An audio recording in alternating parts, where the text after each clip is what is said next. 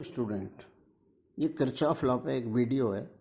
तो किरचॉफ के दो लॉ हैं, first law and second law. First law को अपन जंक्शन थ्योरम भी बोलते हैं।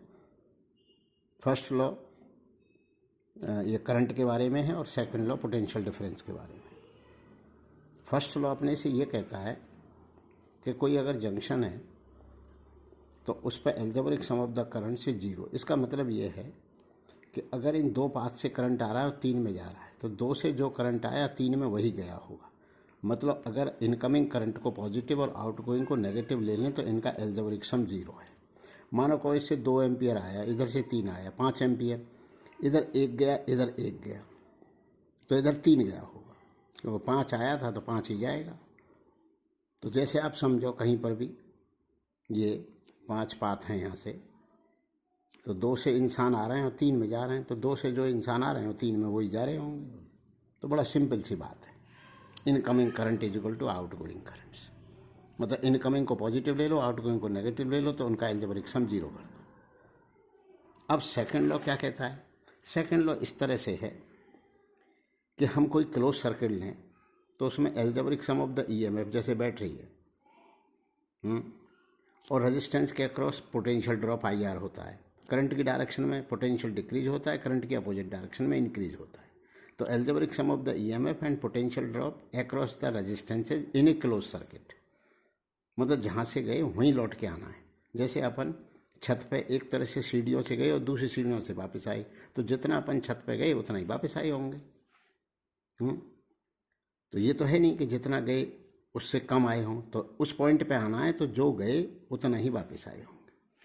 तो बस, तो ये तो फर्स्ट लॉ से। अब इसमें यहाँ पर जैसे इधर I2 करंट चला गया I3, तो I1 बराबर होगा I2 प्लस I3। तो अब इसमें भी 3 अननोन है, तो एक इक्वेशन तो जंक्शन से बन गया और 2 इक्वेशन उससे बनेंगे किरचॉफ के सेकंड लॉ से।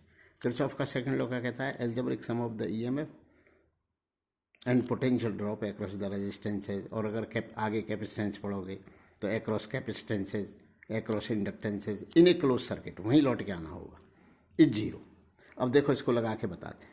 जब आप बैटरी को क्रॉस कर रहे हो नेगेटिव, मतलब छोटे से बड़े पर, तो ईएमएफ इंक्रीज है तो प्लस लिखा जाएगा। अगर आप यूँ क्रॉस कर रहे हो तो नेगेटिव लिखा जाएगा। अब जैसे E1 मैं यहाँ से यहाँ क्रॉस कर रहा हूँ, तो E1 माइनस I1 R1, ये लूप ली है मैंने, E1 minus I1 R1 minus I3 R2।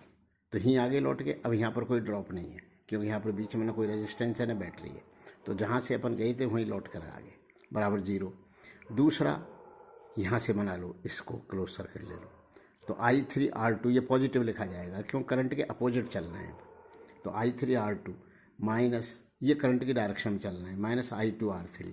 ये बैटरी को नेगेटिव से छोटे डंडे से बड़े डंडे की तरफ क्रॉस कर रहे हैं, नेगेटिव टर्मिनल से पॉजिटिव, तो पोटेंशियल इंक्रीज होगा। अगर यूँ क्रॉस कर रहे होते तो नेगेटिव लिखा जाता, अगर हम यूँ चलते तो सबके साइन बदल जाते, तो दूसरी तरफ तो जीरो है। अगर मैं तो ये प्लस E2 हो गया। अब मैं इसको ऐसे लिखूँ तो भी यही इक्वेशन आएगा, क्योंकि जो प्लस E2 है वो माइनस E2 होगा, जो ये माइनस था वो प्लस I2 R3 होगा। फिर ये यूँ आएंगे, यूँ जाके तो अभी कैसे चले थे अपन यूँ चले थे, अब यूँ चलना है। तो फिर ये क्या आएगा? Minus I3 R2। ठीक है, तो इस तरह से ये आ जाते हैं। ठीक है, यूँ चलो या यूँ चलो, तो मतलब एक तरफ यूँ जो चल रहे हैं उसके जो साइन आ रहे होंगे और फिर यूँ चलने पे जो साइन आएंगे वो सब पॉजिटिव के नेगेटिव और नेगेटिव के पॉजिटिव हो जाएंगे, तो दूसरी तरफ तो जीरो है ना। अब ये 3 इक्वेशन बन गए, इन 3 इक्वेशन को सॉल्व कर लो।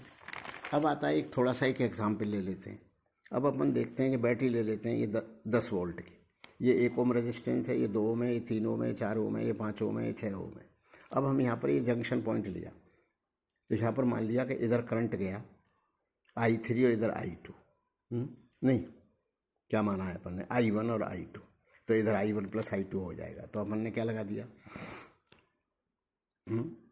जंक्शन थ्योरम, किरचॉफ का फर्स्ट लॉ।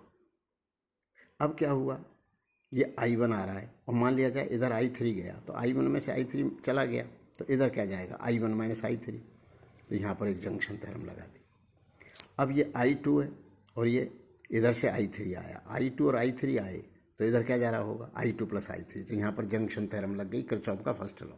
इधर से कितना पानी आ रहा है, इधर से कितना, दोनों पानी को सम कर दो क्योंकि दोनों आ ही रहे हैं। तो इसमें यहाँ इस पॉइंट से निकल रहे हैं। अब ये यहाँ आया और इतना करंट यहाँ, इन दोनों का सम करके वो यहाँ आ जाएगा। तो ये वही लौट के आ जाएगा I1 + I2। आप देख लो, I1 - I3 और I2 + I3। तो इन दोनों को ऐड करेंगे तो -I3 + I3, तो ये हो जाएगा I1 + I2। अब अपने पास कितने अननोन हैं, I1 I2 I3। तो हम अब जो है, अब इक्वेशन, क्योंकि किरचॉफ का जो फर्स्ट लॉ है वो तो अपन ने सर्किट के ऊपर ही लगा दिया, वो इक्वेशन लिखने की ज़रूरत नहीं पड़ी, वो ही लगा दिया। इसमें I1 माना, इसमें I2 माना, तो यहाँ I1 + I2 मान लिया, तो उसके लिए इक्वेशन बनाने की ज़रूरत नहीं पड़ी। तो अब अपने पास 3 अननोन हो गए, I1 I2 I3।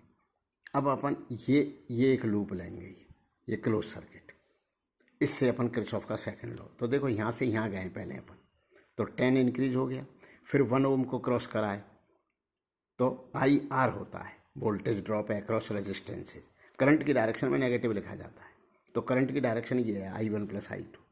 तो हम करंट की डायरेक्शन में ही क्रॉस कर रहे हैं रेजिस्टेंस को, तो माइनस लिखा जाएगा ×1। फिर ये यहाँ पर आए, ये भी करंट की डायरेक्शन में, तो -I1 × 2। फिर ये भी करंट की डायरेक्शन में, -I1 - I3, I1 - I3 × 4 बराबर 0। अब दूसरी लूप, दूसरा क्लोज सर्किट लिया CDFC, ध्यान रखना है CDFC, वहीं लौट के आना है। CD करंट की डायरेक्शन में -3I2, ये लिया करंट के अपोजिट +6I3, ये लिया करंट के अपोजिट +2I1 बराबर 0। अब तीसरा क्लोज सर्किट ये ले लो, क्लोज सर्किट का नाम रख लो FDEF। करंट की डायरेक्शन में क्रॉस कर रहे हैं इसको, इनमें बैटरी है नहीं, करंट की डायरेक्शन में क्रॉस कर रहे हैं, तो माइनस लिख दो, -6I3। ये करंट की डायरेक्शन में क्रॉस कर रहे हैं, माइनस लिख दो, -I2 + I3 करंट है ×5।